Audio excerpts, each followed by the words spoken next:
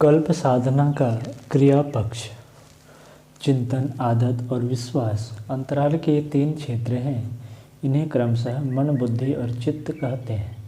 मन क्षेत्र की ये तीन परतें हैं। इन्हीं को तीन शरीर, स्थूल, सूक्ष्म, कारण भी कहते हैं।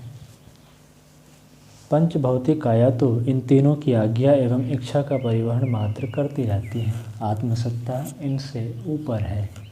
उपर्युक्त तीनों शरीरों की परोक्ष स्थिति को परिष्कृत करने के लिए योगाभ्यास में तीन साधनाएं हैं। स्थूल को मुद्राओं से, सूक्ष्म को प्राणायाम से और कारण को योगत्रयी से परिमार्जित किया जाता है।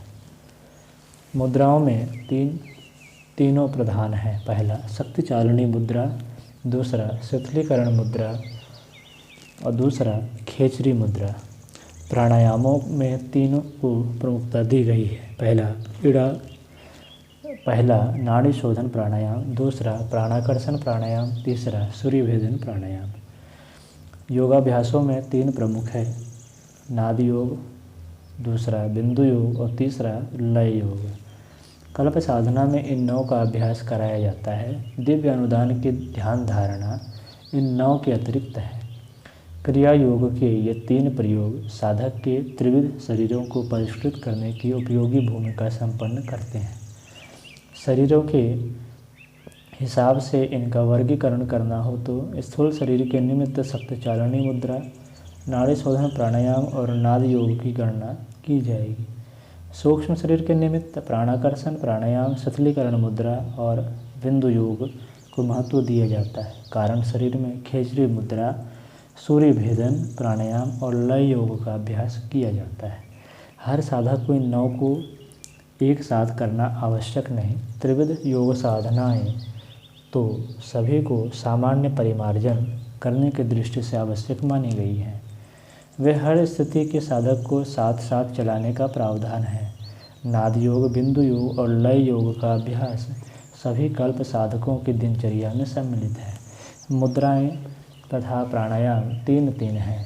इनमें से साधक के अंतराल का सूक्ष्म निरीक्षण करके एक एक का निर्धारण करना पड़ता है। तीनों मुद्राएं, तीनों प्राणायाम भी तीन योगों की तरह प्रतिदिन साधने ही पड़े, ऐसी बात नहीं है। मुद्राओं में से एक, प्राणायाम में से एक का ही चयन करना होता है। इस प्रकार तीन योग, एक मुद्रा, एक प्राणायाम का पंचविध कार्यक्रम हर एक की दिनचर्या में सम्मिलित रहता है। इसे प्रकारांतर से पंचकोशीय साधना भी कह सकते हैं। अन्नमय कोश, प्राणमय कोश, मनोमय कोश, विज्ञानमय कोश, आनंदमय कोश की पंचमुखी उच्च स्तरीय साधना भी इसी को कह सकते हैं। इनके प्रतिफलों की उपमा 5 प्रमुख देवताओं के 5 प्रमुख वरदानों से दी गई है। पहला ब्रह्मा, दूसरा विष्णु, तीसरा महेश, चौथा गणेश और पांचवा दुर्गा।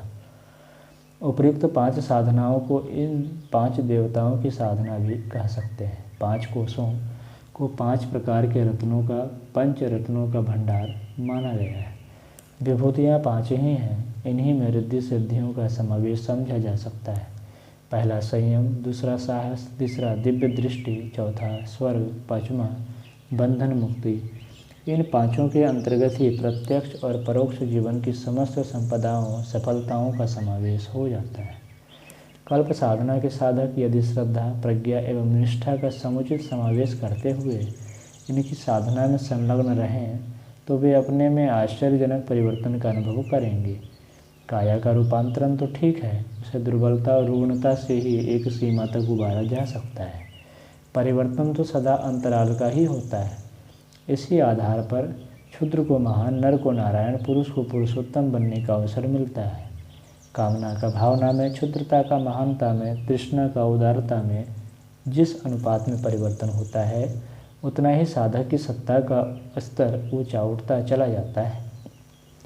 अपूर्णता से पूर्णता की ओर अग्रसर करने वाली इसी पुण्य प्रक्रिया का नाम कल्प साधना है। इसे अध्यात्म चिकित्सा की श्रेणी में गिना जा सकता है।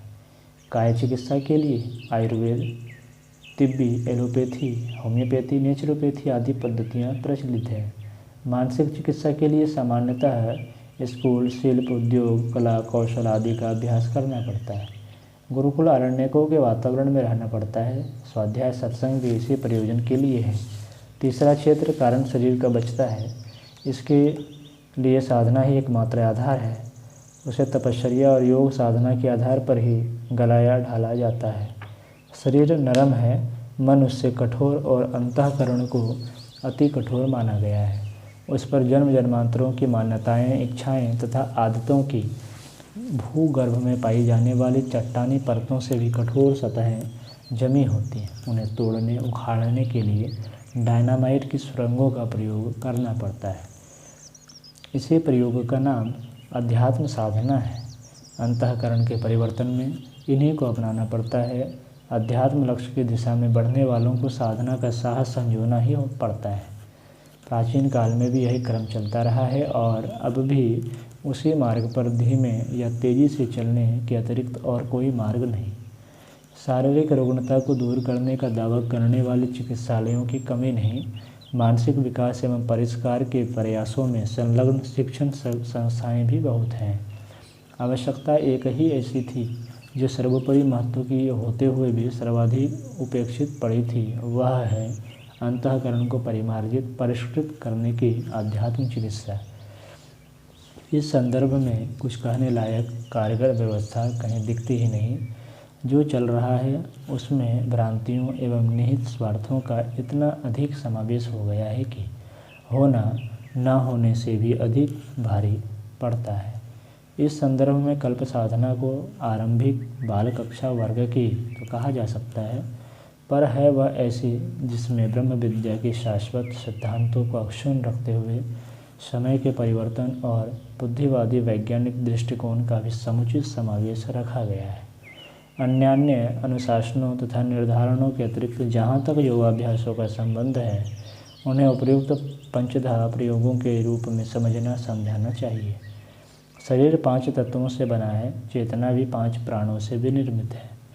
दोनों को पिछड़ेपन और पतन प्रवाह से उबार कर भौतिक क्षेत्र में अग्रगामी और आत्मिक क्षेत्र में ऊर्ध्वगामी बनाने की आवश्यकता है। गायत्री को पंचमुखी कहा गया है। उसके 5 ज्ञान पक्ष और 5 क्रिया पक्ष हैं। ज्ञान पक्षों में पहला ज्ञान योग, दूसरा कर्म योग, तीसरा भक्ति योग, चौथा प्रज्ञा योग और 5वां परमार्थ योग की पंचधा अवस्थाएं हैं।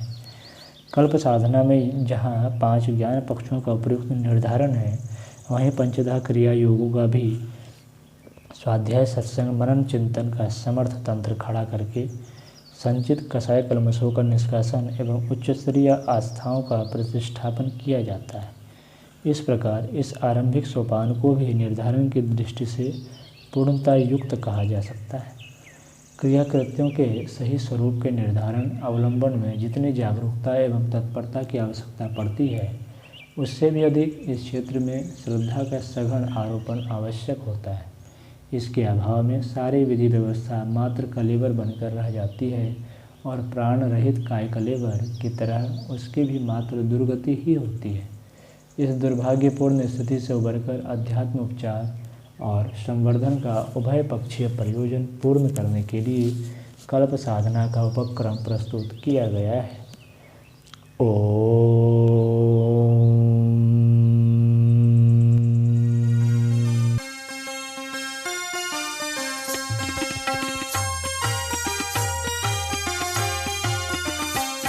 चलो गुरुदेव के सपने सजाने की शपथ ले लें। चलो गुरुदेव के सपने सजाने